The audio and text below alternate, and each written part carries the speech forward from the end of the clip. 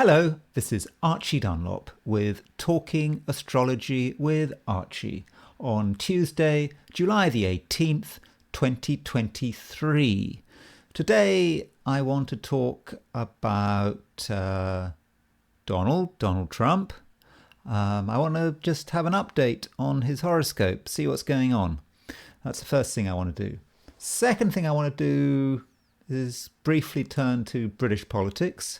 I see that Ben Wallace, the British Defence Secretary, has announced that he wants to leave his office and he's going to go after the next reshuffle.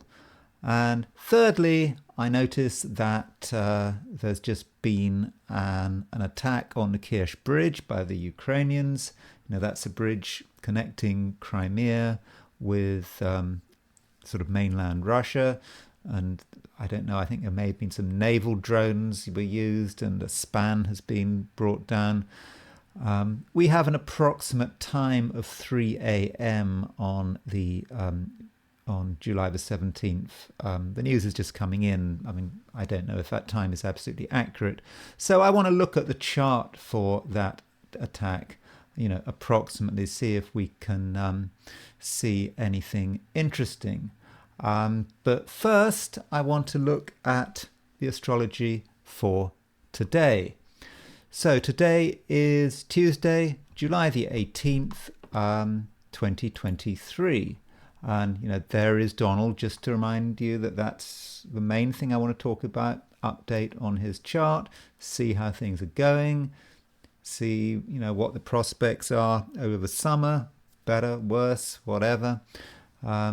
I'm not going to go all the way and tell you whether he's going to be president or not, but president again. I'm still not ready to make that prediction yet, although I'm fairly confident he's going to get the Republican nomination. But anyway, I think we all are, aren't we? You know, don't need to be an astrologer to think that that's very likely. So today is actually not very interesting. I mean, the highlight of today is a conjunction between the moon and Mercury. You know, this conjunction and how it affects you will vary slightly depending on where exactly on Earth you are, but you can see that the moon and Mercury are both quite close to each other in Leo.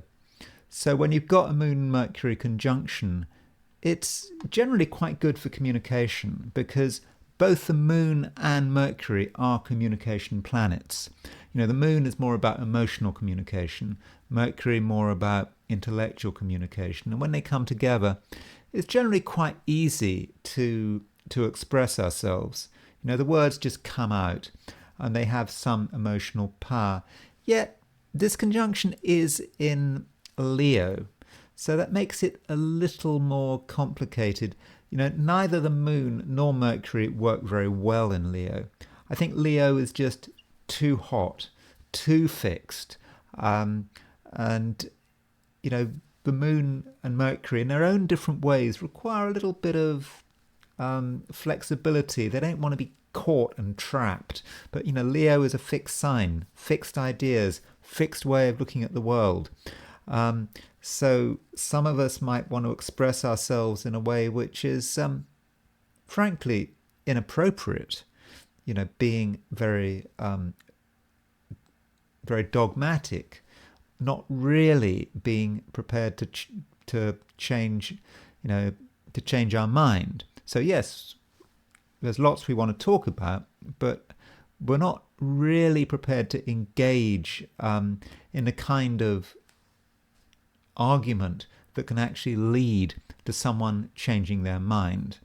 So if you are going to get involved in an argument, beforehand you should kind of realize that nothing much is going to be achieved through argument, because it's likely that both parties are going to stick quite rigidly to their view of the world.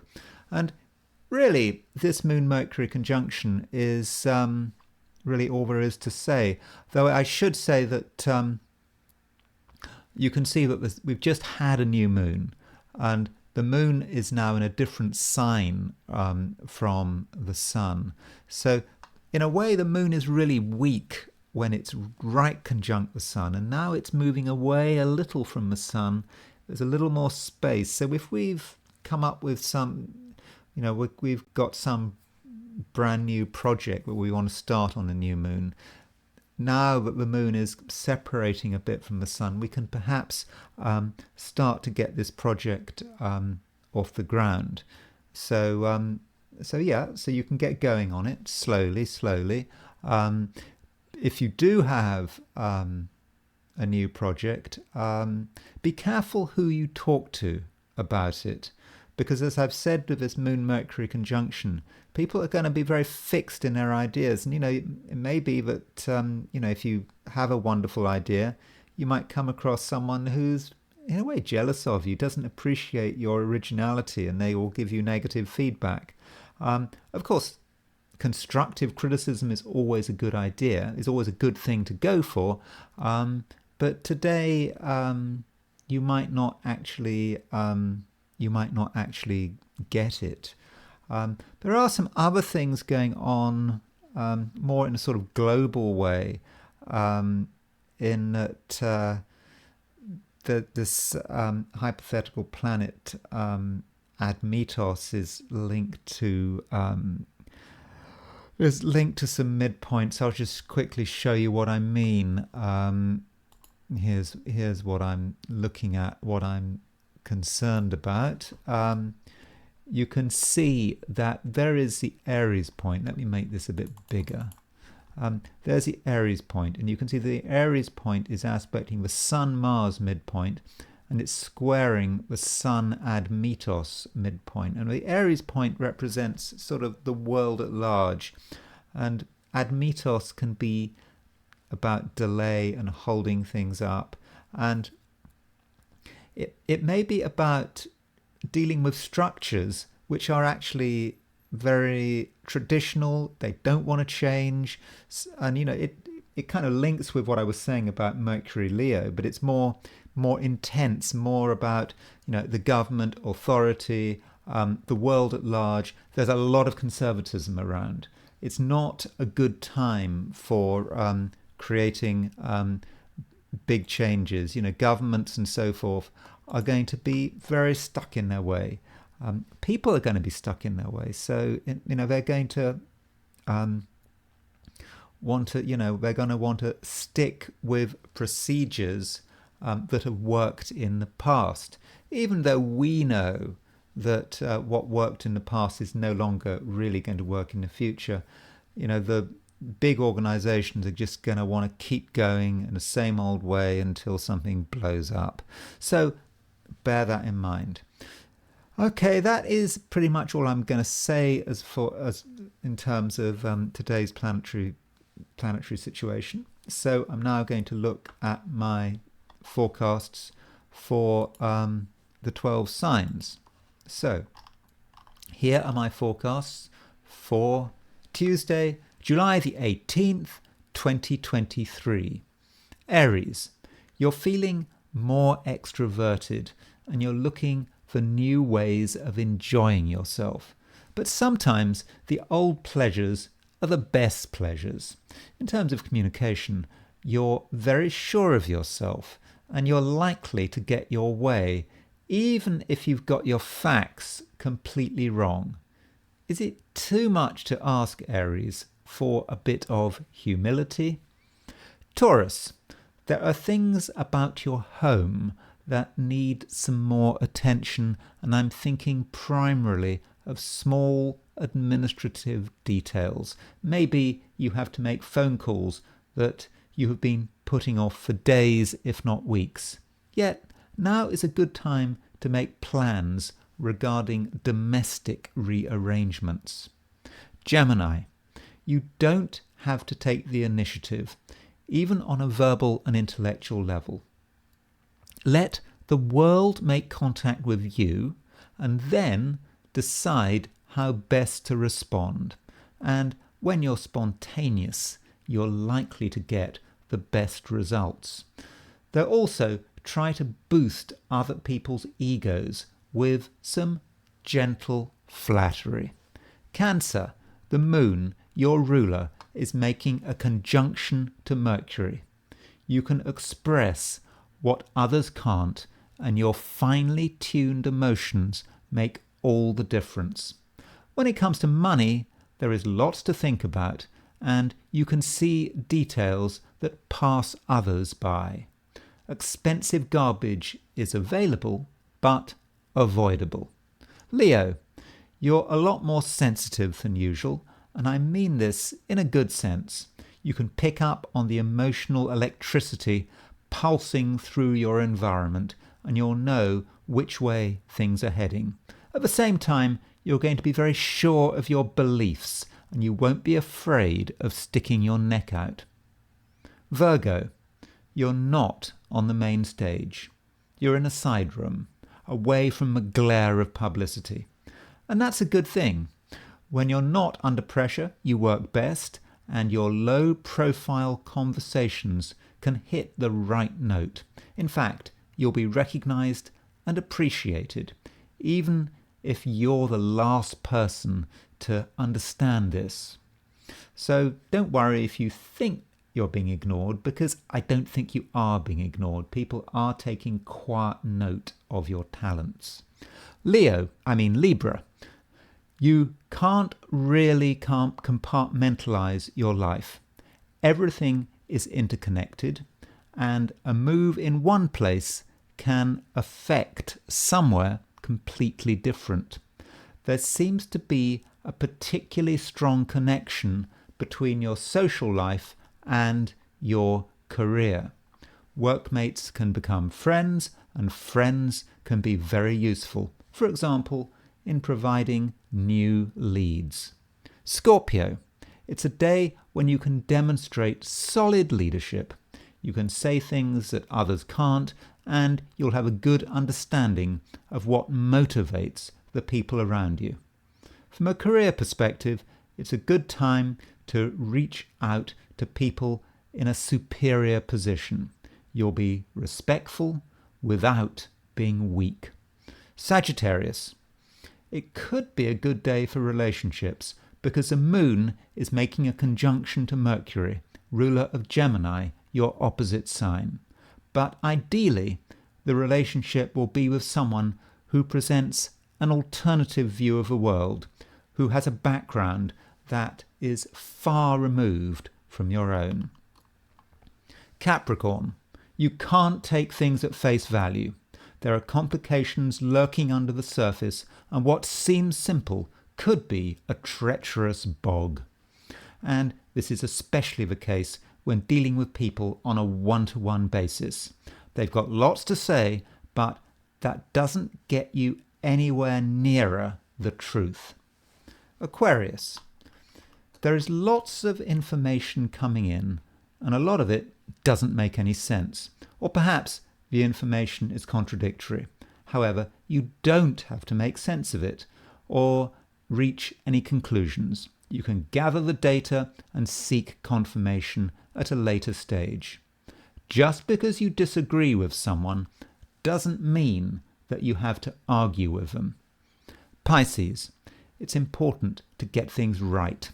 It might be hard work and you mightn't see the point, but at the moment you need to behave in a proper and correct way. Your eye for detail might be out of practice, but if you can create a perfect track record for yourself, it won't be long before you start reaping the benefits. So I'm now going to turn to the I Ching, and as always I threw 3 coins in the air and I asked the question, what is Tuesday going to be like for visitors to my YouTube channel? And I got a locked hexagram, in other words a hexagram that doesn't move anywhere. And here it is. Very simple. Retreat. Now, I remember in 2016 when in Britain they were voting for Brexit, and I'd already asked a horary chart. I'd asked a question: will Britain leave the European Union, or will Britain vote to leave the European Union? And this chart had clearly shown that the vote would be in favour of Brexit. I also did an I Ching on this, and I got this hexagram 33, and this 33 is quite clear. It's retreat. You get out. So that's what that's what the hexagram is for today. So if you're wondering whether to hang on in a situation that is not really to your liking, I think the answer is quite simple. You get out, you retreat. There's no dishonor in retreating. So if you get yourself into a bad situation, you're not sure what to do, just get out. It's fine. It's the right thing to do. And I think the structure of this hexagram perhaps tells you why. So the bottom three lines represent a kind of a mountain. Can you see the flat line and then on pillars? So it's like a mountain.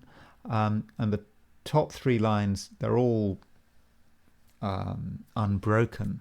And so looking at the Wilhelm version of the I Ching, it talks about the top three lines as being about heaven and the bottom three lines about earth. And those bottom three lines represent the inferior elements, people who are perhaps doing us no good, or situations that are doing us no good. And heaven is retreating. It's making that break. And so we have to retreat too. We have to move back to safety. And that's what we need to do. So disentangle yourself. If you think you're in a bad situation, should you do it? Should you not do it? I think in most cases the answer is no. Get out. But remember, this is a reading for today. So I don't think I'm talking about some huge thing you've been involved in for years. It's more something you perhaps started getting involved in today or yesterday and whatever, and you're just concerned about it today and you're not sure what to do. So 33, I think the answer is to get out. So let's get back to the astrology. So first thing I'm going to look at is the horoscope of Ben Wallace. I'm not going to spend long on this. Don't know much about him. As far as I know, he came from an military family.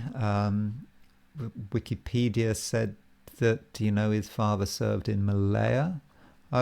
Point of trivia on the subject of Malaya. You think of Agent Orange, that ghastly chemical that the United States dropped on Vietnam as a defoliant, and it caused birth defects and poisonings and so forth. And you think of that is America, but it's interesting that the British were the first people to actually use Agent Orange, and they used it in Malaya. Not to the extent that the Americans used it in Vietnam.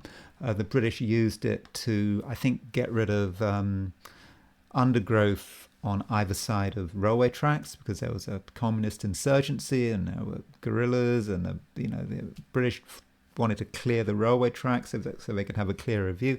Anyway, it was the British who first used Agent Orange. And and so the Americans just copied them. So many of these bad things in the world, it's the British started it.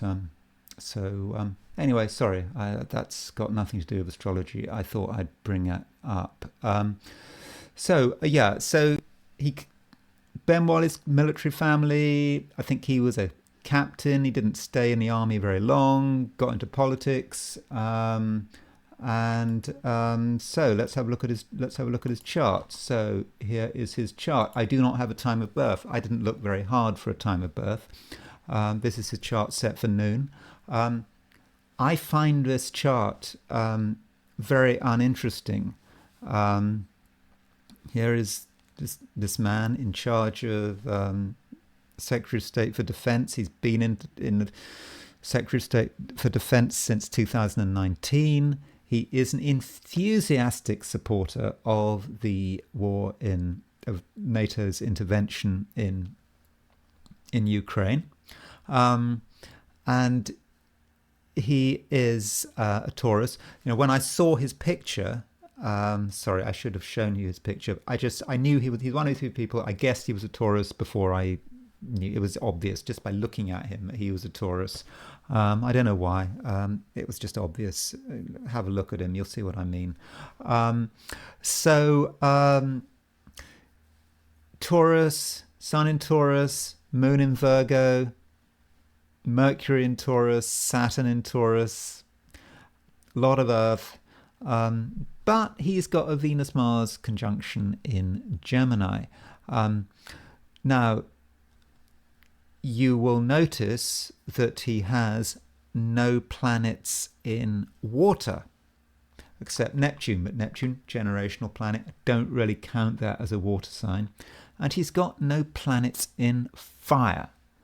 So what does that mean? I don't know. I've got this kind of theory that if you want to be a good general, in most cases, there are always exceptions, of course.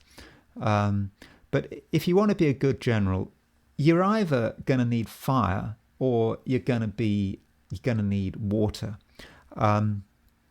So if you think about generals with a lot of fire in their chart, well, the most famous one is Napoleon.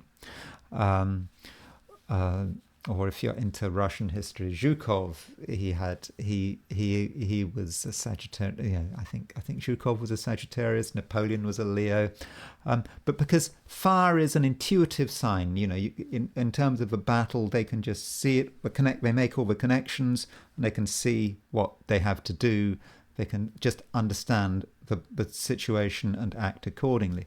Or water. There are loads of generals with water. You think of Rommel was a Scorpio, Trotsky. You think about him as a communist ideologue, but in fact during the Russian Civil War he was a very effective general. He was a Scorpio. So Julius Caesar was a Cancerian. Alexander the Great was a Cancerian. So water is just having a feel for the battlefield. Just getting a feel for what's going on. But air and earth, they don't usually strike me as being those kind of signs. Earth is just solidly just looking at what's it's just the ground, just not really thinking about what needs to be done, perhaps a little too inflexible. You can't just have a fixed battle plan. You've got to be able to make changes. And then air, probably just thinks too much. It's not about thinking. You have to kind of either feel it or intuit it. But anyway, that's his chart. He left the army at the rank of captain, but now he's Secretary of State for Defense. Of course, he'll be gone soon. How do you think this works out? Well, how do I think it works out? Well, he has seriously helped commit Britain to supporting Ukraine. I think one of the worst things that Britain has done since Suez, probably after Ukraine, the Suez crisis was in 1956 when Britain and France and Israel invaded Egypt, and it was all a disaster, and they had to withdraw because America didn't like it. But it was really a sign that British Empire was over, and I'm fairly sure that Britain's intervention in Ukraine is going to, in retrospect, be seen as even worse than the Suez crisis. So yeah, he's part of it. He's got no fire in his chart. So what is that? In terms of having fire in his chart, Boris Johnson he's got no traditional planets in fire. And I'm kind of thinking with Boris, it was like with the Ukraine thing, it was something exciting. People who've got no fire, they often crave excitement somewhere else. And so perhaps for Boris, he saw Ukraine, something to get into, after all the problems of COVID and Partygate, get excited about this. And here's Ben Wallace, who has a pretty unexciting chart. he kind of got involved in Ukraine, got attracted, he would just became part of it. So maybe that's it. I mean, I don't have a time of birth. I find his chart really boring. Okay, why is he successful? Probably this Venus-Mars conjunction in Gemini did it. I mean, it's charismatic. It's talkative. It's able to communicate very well. But it is an uninteresting chart, but it's amazing. Everyone seems to like him. I mean, I was reading some conservative website, Conservative Party, as in capital C, conservatives commentators. I mean, is capital C, in other words, Conservative Party, not conservative as in the American sense of the word. So yeah, they all seem to like him, but I think he will probably go down as a pretty poor defense secretary once we see what happens in Ukraine. But yeah, he's going. So I thought I'd briefly talk about his chart. And now, on the subject of Ukraine, we have just had an attack on the Crimea Bridge in the Crimea. Pravda.ru said that I think it says that there were two explosions. One was at 3 a.m. On the 17th. So I'm just going to look at that chart for 3 a.m. on the 17th. I set it for Kirsch. Just see generally what's what's going on there. Assuming I've got this chart right, you'll notice that Venus is on the IC. Now you're thinking, why Venus on the IC? So what? That is not a big deal. Venus is a planet of love, planet of relationships. Why would you have a planet of relationships on the IC? How does that relate to a bridge attack? Well, I would argue that in this case, Venus is acting as a trigger. So to show you what I mean by that, we have to consider the Mars-Uranus midpoint. So there's Mars, there's Uranus. So we can see that the midpoint of Mars and Uranus is going to be approximately 25, about 12.5 Cancer, somewhere around there. In other words, Venus is making a semi-square to the Mars-Uranus midpoint. But again, so what? I mean, Venus on the Mars-Uranus midpoint. Venus hits the Mars-Uranus midpoint quite a lot. But then if we put in some more points, if we put in some hypothetical planets, then I think we'll start to see there you can see that Hades is on the Mars-Uranus midpoint. So Hades is a planet of death, planet of garbage, criminality, terrorism, perhaps. And so Hades is on the Mars-Uranus midpoint. So Hades on the Mars-Uranus midpoint. I'll just show you what Vita says about Hades on the Mars-Uranus midpoint. Just give you... it's sort of separating, but Hades on the Mars-Uranus, what does he say? He says, vulgar acts, sudden destruction, murder and homicide, death by accident. So that gives you the picture. So Venus, when it makes the semi-square to Hades, which is kind of doing now, it acts as a trigger. And then, assuming we've got the time right, when the IC, which is a fast-moving thing, moving about a degree every 4 minutes, when it hits Venus, that's acting as the final trigger for the attack on the bridge. But of course, that assumes that 3 a.m. is correct. But that indicates kind of how you kind of do this kind of astrology, you look at something slow moving, you get a general idea about when it might happen to within a few days.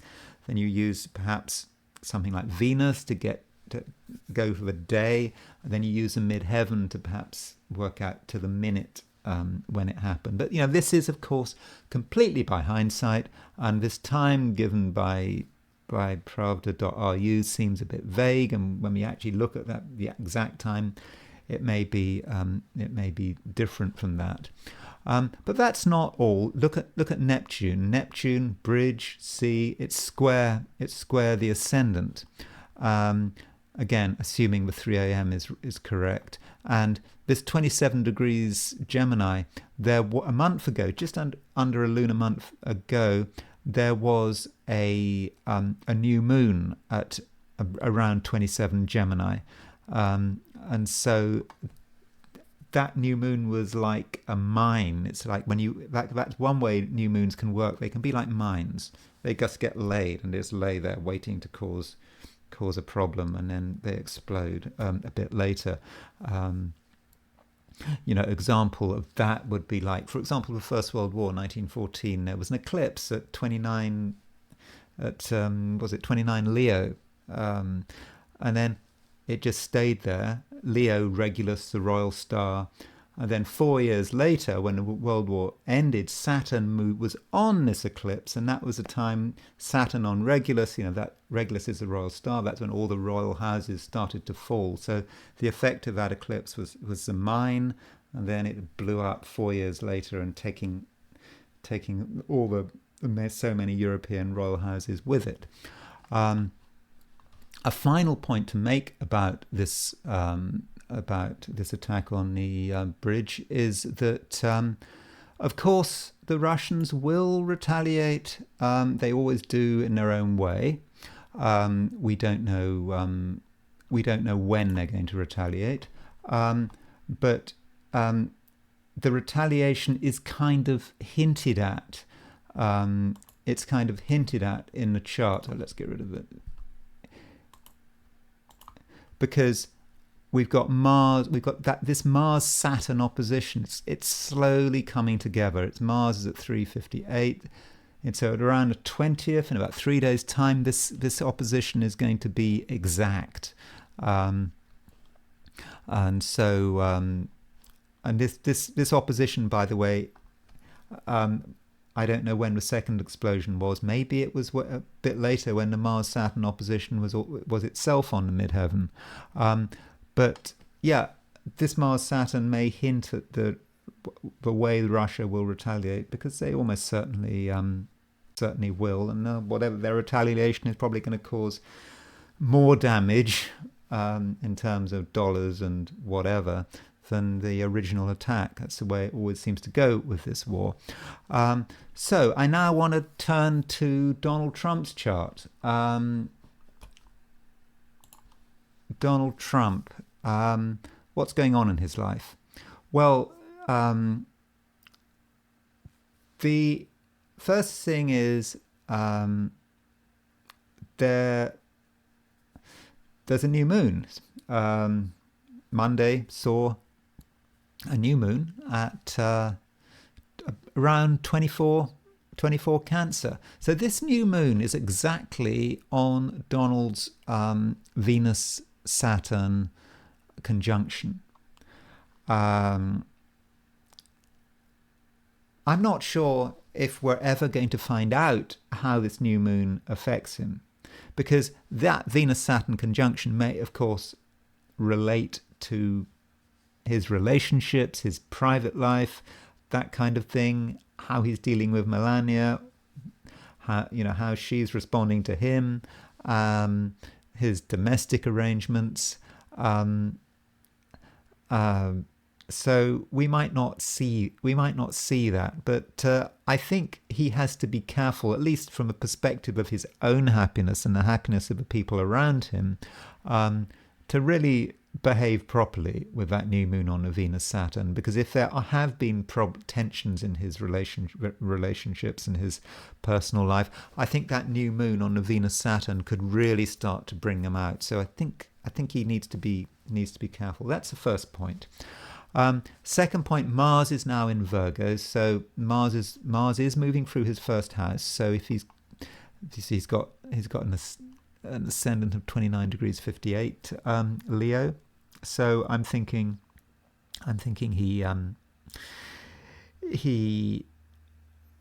is going to be quite dynamic. So I think that is good.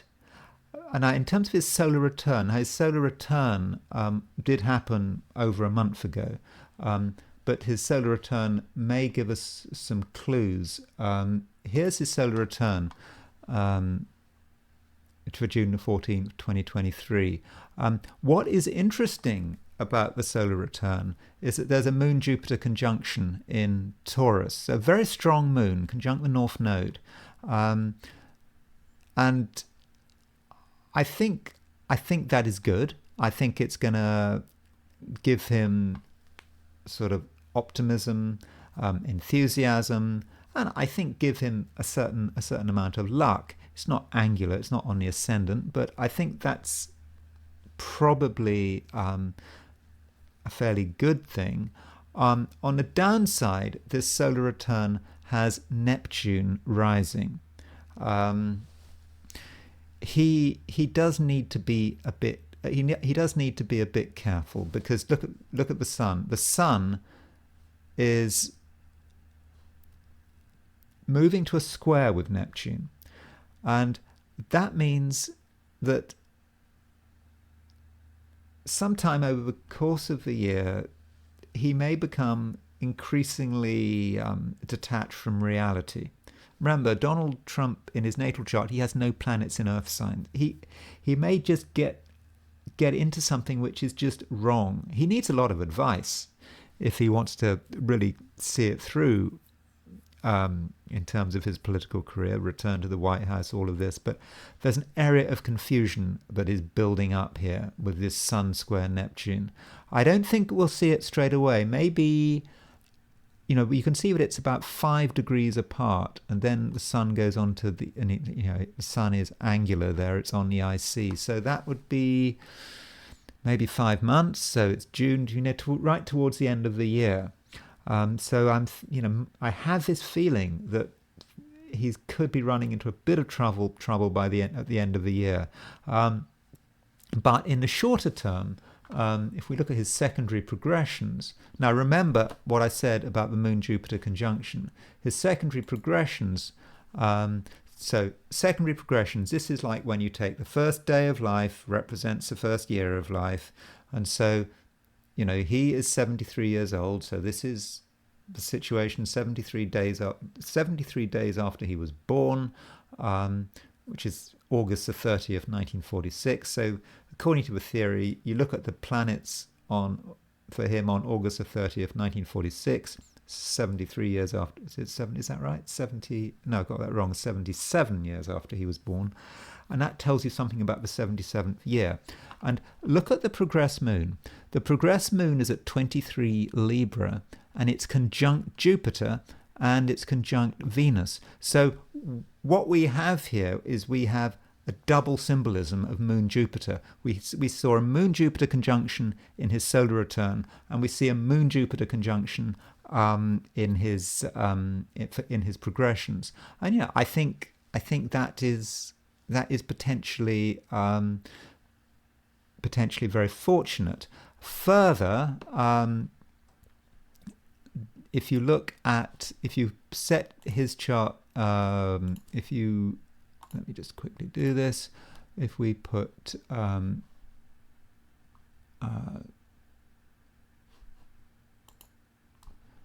okay, so there is okay, this is his chart in the middle, and you can see that he's got his sun at 20. His natal sun is at 22 Gemini, and you can see 2256. So he has recently had progressed. His progressed Venus is at 2242 Libra. So his progressed Venus is moving to a trine of his sun. So I'm thinking over the next few months things are going to be really good, and I think he's going to have there's going to be considerable cause for optimism with these progressions. So I think there's a lot, there's a lot for him to be pleased about. I do think not just because not just because of that Sun Neptune square in his solar return, but I think things are going to get more difficult right towards the end of the year. But this is just an update. I don't want to move. I don't want to